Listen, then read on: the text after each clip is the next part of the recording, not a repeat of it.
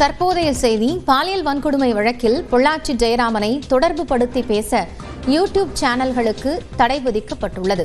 பாலியல் வன்கொடுமை வழக்கில் பொள்ளாச்சி ஜெயராமனை தொடர்பு படுத்தி பேசுவது தொடர்பாக தடை விதிக்க வேண்டும் என்று கேட்கப்பட்டிருந்த நிலையில் தற்போது அது குறித்து பேசுவதற்கு யூடியூபிற்கு தடை விதித்து உத்தரவு பிறப்பிக்கப்பட்டிருக்கிறது. மேலும் இதில் தன்னை தொடர்பு படுத்தி அவதூறு பரப்பப்படுவதாக பொள்ளாச்சி ஜெயராமன் தெரிவித்திருந்தார்.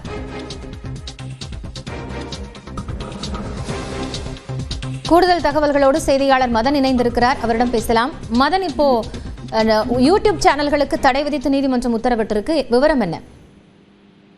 கடந்த 2019ஆம் ஆண்டு பொள்ளாச்சியில் கல்லூரி மாணவிகள் மற்றும் பெண்களை கடத்தி சென்று கூட்டு பாலியல் பலாத்காரம் செய்து ஆபாச வீடியோ எடுத்து துன்புறுத்திய அந்த விவகாரத்தில் தொடர்பான வழக்கில் சமீபத்தில் 9 பேருக்கு ஆயுள் தண்டனை வழங்கி கோவை மகளிர் சிறப்பு நீதிமன்றம் ஒரு தீர்ப்பு வழங்கியது.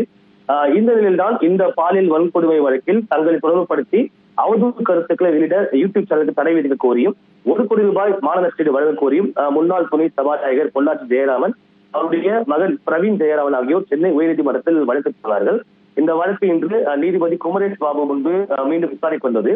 அப்போது இந்த பாலியல் வன்கொடுமை வழக்கில் தங்களை தொடர்புபடுத்தி நக்கீரன் யூடியூப் உள்ளிட்ட 8 யூடியூப் சேனல்கள் அவதூறு கருத்தை வெளியிட்டிருப்பதாகவும் அந்த வீடியோக்களை அகற்ற வேண்டும் என்றும் தங்களுக்கு 1 கோடி ரூபாய் மான நஷ்டீடு வழங்க வேண்டும் என்று தெரிவிக்கப்பட்டது. அது மட்டுமில்லாமல் இந்த பாலியல் வன்கொடுமை வழக்கில் தங்களை தொடர்புபடுத்தி வீடியோ வெளியிட மேற்கொண்டு தடையும் விதிக்க வேண்டும் என்றும் கோரப்பட்டுள்ளது.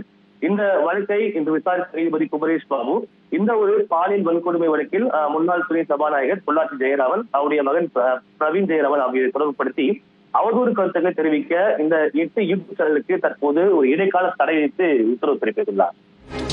நன்றி மதன், விவரங்களை இணைந்து வழங்கியமைக்காக.